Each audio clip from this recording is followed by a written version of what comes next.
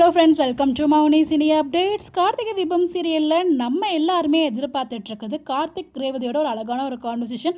அது எமோஷனலாக தான் இருக்கும்னு தெரியும், பட் அந்த மாதிரி ஒரு ட்ராக் தான் எதிர்பார்த்தோம். பட் அந்த மாதிரி ட்ராக் கடைசி வரைக்குமே டேரக்டர் வந்து கொடுக்க மாட்டார் போல்.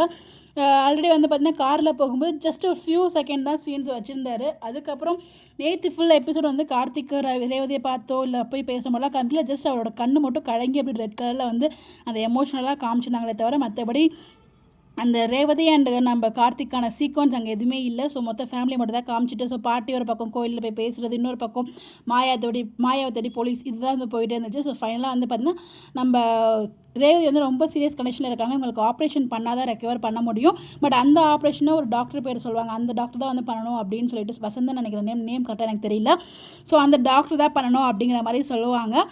பட் நான் வந்து எவ்வளோ நாங்கள் சொல்லி ட்ரை பண்ணி பார்த்துட்டு அவருக்கு வந்து வேறு ஒரு அதர் கண்ட்ரியில் வந்து மீட்டிங் இருக்கிறதால அங்கே போகிறாரு, இங்கே வந்து வர முடியாது, நீங்கள் வேறு டாக்டர் வச்சு பண்ணிக்கோங்கன்னு சொல்லிட்டாங்க அப்படிங்கிற மாதிரி சொல்கிறாங்க. பட் நான் போய் பேசுகிறேன் அப்படின்னு சொல்லிட்டு ரேவதிக்காக கார்த்திக் போயிட்டு டாக்டர் கிட்ட பேசுறதுக்காக போகிறாங்க. அதோட எபிசோடுமே முடிச்சிருக்காங்க. எனக்கு தெரிஞ்சு எப்படியும் ரேவதிக்காக கார்த்திக் வந்து பேசி கன்வின்ஸ் பண்ணி டாக்டரை கூப்பிட்டு வந்துடுவார். அதில் எந்த ஒரு டவுட்டுமே இல்லை. அது நமக்கு தெரிஞ்ச விஷயம் தான். பாப்போம் எந்த மாதிரி கொண்டு போகிறாங்க அப்படின்னு சொல்லிட்டு.